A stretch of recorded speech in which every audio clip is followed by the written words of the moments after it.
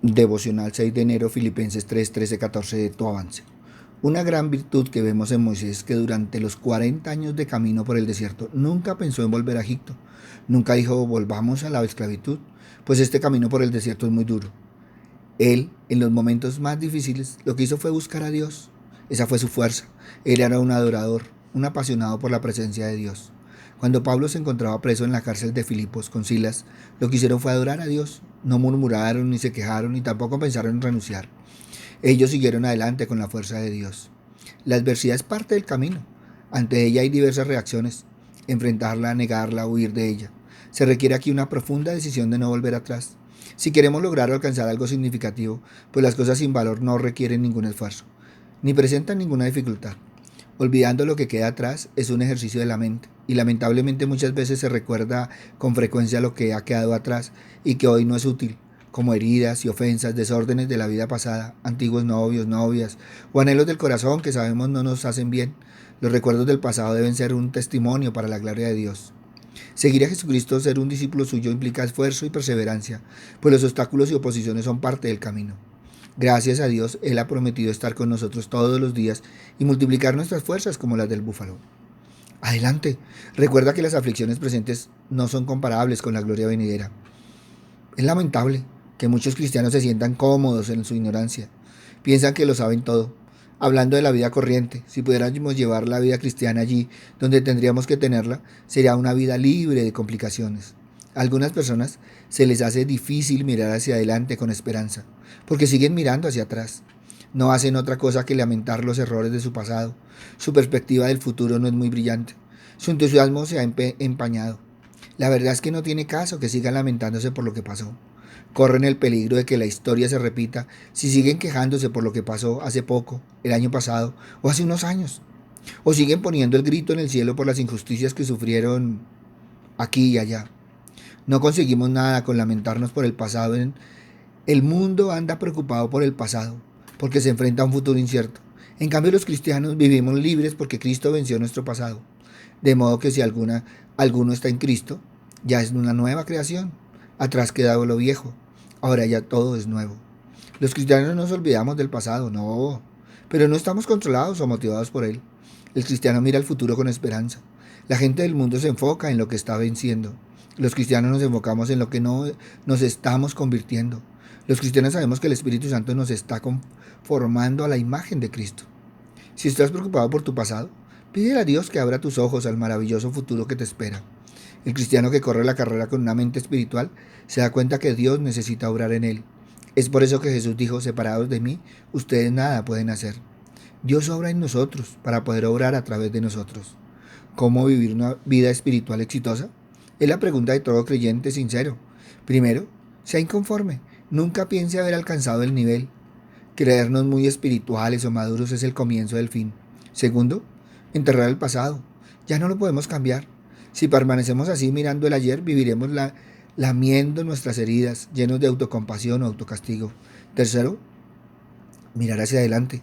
Nuestros pies llegan donde primero se fijaron nuestros ojos. Si mantenemos la vista hacia adelante, allá llegaremos.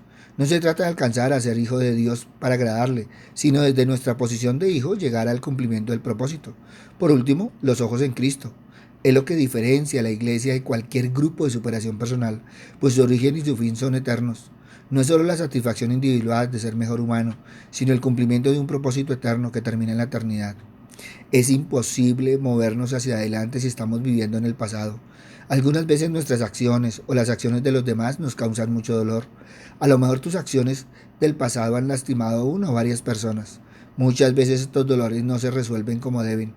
En vez de lidiar con aquel dolor, el dolor es ignorado, los ofensores no son perdonados y los conflictos nunca se arreglan.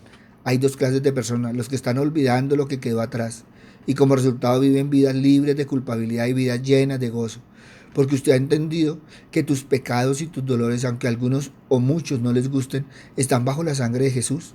Pero hay otros que en vez de seguir adelante, en vez de crecer en Cristo, están viviendo en el pasado.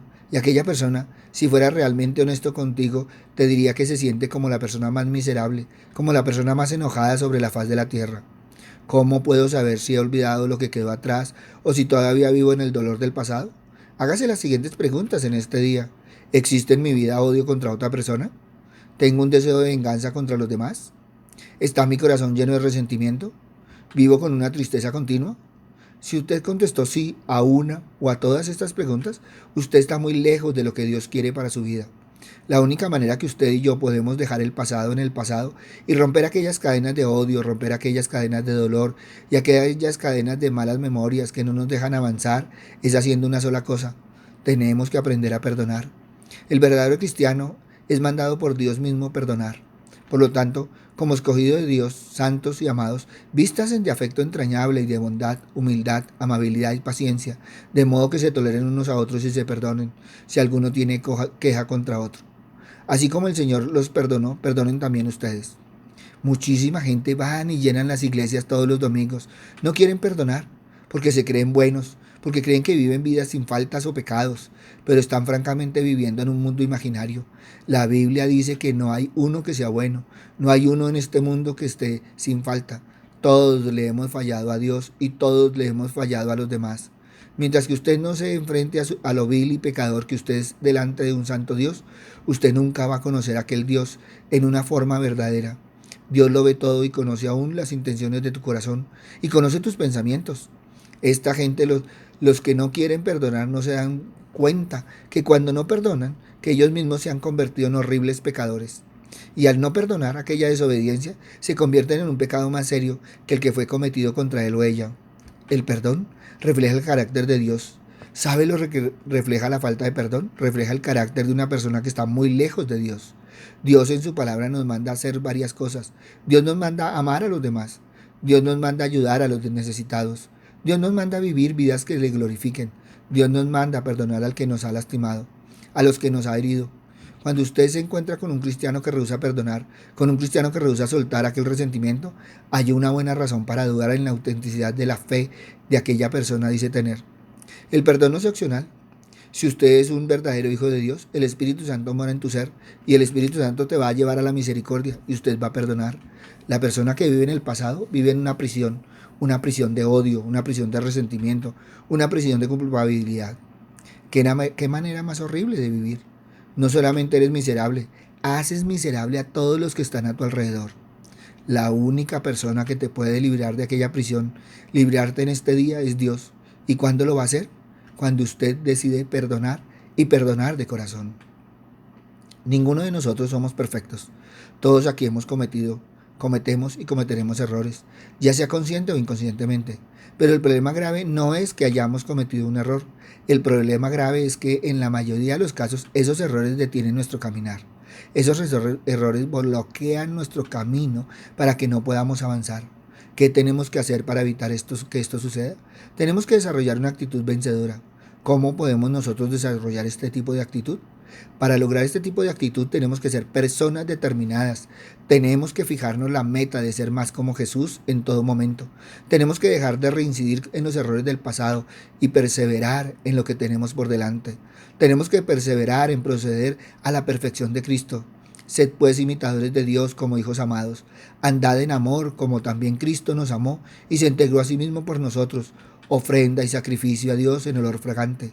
Pero la realidad es que perseverar es más como Cristo en ocasiones se nos dificulta. Se nos dificulta porque en determinadas ocasiones se nos pierde o extraviamos temporalmente la palabra de Dios y se nos olvida o perdemos de vista que nuestro destino final es llegar y permanecer al lugar donde siempre agradamos a Dios. Tenemos que constantemente luchar en contra de todo aquello que trata de desviarnos o detenernos de la voluntad de Dios. La realidad es que a diario todos nosotros somos tentados a echar a un lado lo que la palabra de Dios nos enseña. A diario nosotros somos tentados a comprometer nuestra fe y nuestra relación con Dios. Somos tentados a través de los placeres temporales que ofrece este mundo. En otras palabras, las cosas que podemos atender o alcanzar en nuestra vida que producen satisfacción, pero que bien sabemos que no agradan a Dios. ¿Cómo podemos evitar caer en esta trampa? No mirando nosotros las cosas que se ven, sino las que no se ven, pues las cosas que se ven son temporales, pero las cosas que no se ven son eternas. Tenemos que permitir que el Espíritu Santo sea quien dirija nuestros pasos en todo momento.